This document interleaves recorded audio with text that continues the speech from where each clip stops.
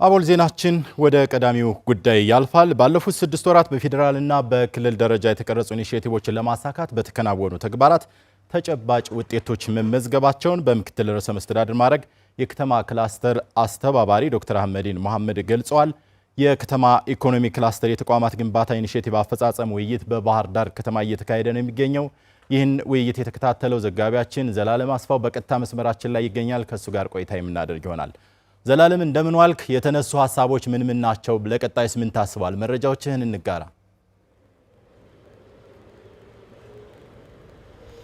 አመሰግናለሁ አብዮት። እንደምን ዋላችሁ ተመልካቾቻችን። ዛሬ ላይ እንግዲህ የከተማ ኢኮኖሚ ክላስተር ተቋማት በተለይም ባለፉት 6 ወራት በፌዴራልና በክልል ደረጃ የተቀረጹ ኢኒሼቲቮች በምን መልኩ ፈጸመን፣ ምን መልክ አላቸው በሚሉ ጉዳዮች ላይ ዛሬ ላይ በባህር ዳር ከተማ ውይይት እያደረጉ ነው የሚገኙት። በዚህ ውይይት መድረክ ላይ የተገኙት በምክትል ርዕሰ መስተዳድር ማዕረግ የከተማ ክላስተር አስተባባሪ ዶክተር አህመዲን መሐመድ በዚህ ወቅት እንዳሉት እንግዲህ ባለፉት 6 ወራት የተከናወኑ ተግባራትን ስንመለከት በዋናነት ኢኒሼቲቮች መካከል የዜጎችን ሕይወት ማሻሻል ነው። የዜጎችን ሕይወት ለማሻሻል ደግሞ የኑሮ ውድነትን መቅረፍ አንዱ ነው። የኑሮ ውድነትን ለመቅረፍ ባለፉት 6 ወራት ምርትን በብዛትና በጥራት ማቅረብ ተችሏል። ከዚህ ባለፈም ማህበራትንና ዩኒየኖችን በማጠናከር መሰረታዊ ምርቶችን ለማህበረሰቡ በማቅረብ በኑሮ ውድነትን በማቃለል በኩል የድርሻቸውን እንዲወጡ ስራዎች ሲሰሩ እንደነበር አንስተዋል።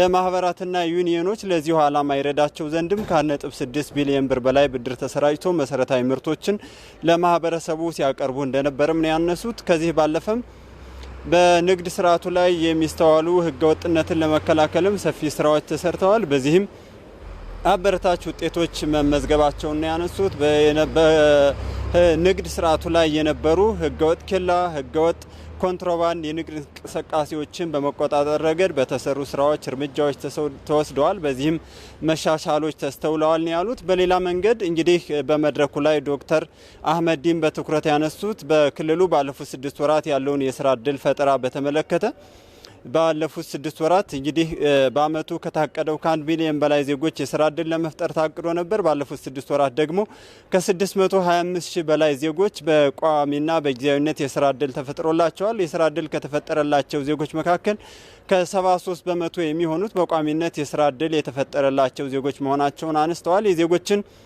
ህይወት ለማሻሻል ሌላው እየተሰራ ያለው የዜጎችን የቤት ልማት በማጠናከርና የዜጎችን የቤት ጥያቄ መመለስ ነው። በዚህም ደረጃ የቤት መሰረተ ልማትን ማጠናከር፣ ቤቶችን ማዘመን፣ የግንባታ ደረጃቸውን ከፍ ማድረግና ቤቶች ግንባታ ላይ የሚያጋጥሙ የፋይናንስ ችግሮችን ለመፍታት ሰፊ ስራዎች መሰራታቸውን አንስተዋል። በሌላ መንገድ የኢንዱስትሪው ዘርፍ ኢኮኖሚውን በሚገባ መደገፍ እንዲችል ኢንዱስትሪ መስኮች ላይ በተለይም አምራች ኢንዱስትሪዎች ላይ ሰፊ ትኩረት ተሰጥቶ ሲሰራ እንደነበር ነው ያነሱት። ባለፈው 6 ወራት በተሰሩ ስራዎች 69 አምራች ኢንዱስትሪዎች ወደ ምርት ስራ እንዲገቡ ታቅዶ ነበር።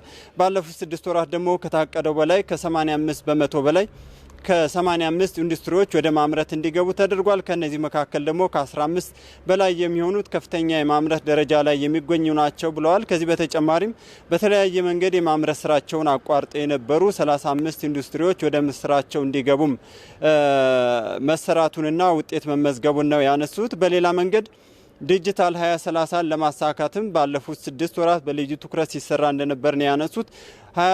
ዲጂታል 2030 ለማሳካት ደግሞ ኮደር ስልጠና አንዱና ዋናው እንደሆነ ተነስተዋል። በክልሉ በሚቀጥሉት 3 ዓመታት እንደ ሀገር ከታቀደው 5 ሚሊዮን ዜጎች የኮደር ስልጠና እንዲወስዱ ታቅዷል።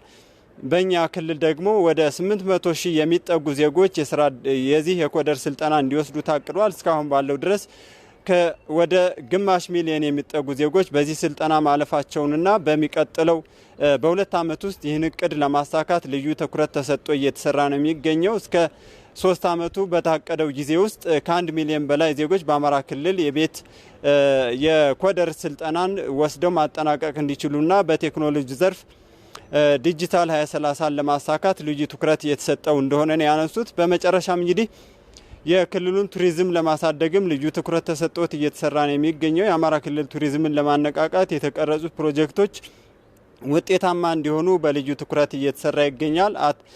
በትንሹ በአንድ ዞን አንድ የቱሪዝም መዳረሻ እንዲኖርም ታቅዶ እየተሰራ ነው የሚገኘው። መድረኩ የተለያዩ በዚህ በክላስተር ተቋማት ውስጥ ተጠሪ ተቋማት ሪፖርቶችን እያቀረቡ ነው የሚገኙት። ውይይቱ ቀጥሏል። በኋላ ላይ ደግሞ እነዚህ ጉዳዮች ሪፖርቶች ተጠቃለው አቅጣጫ እንደሚቀመጥባቸውም ተመላክቷል። ለጊዜው የያዝኳቸው መረጃዎች እነዚህን ይመስላሉ። አብዮት ዘላለም፣ ለመረጃዎችህ እናመሰግናለን። መልካም ቀን ይሁንልህ።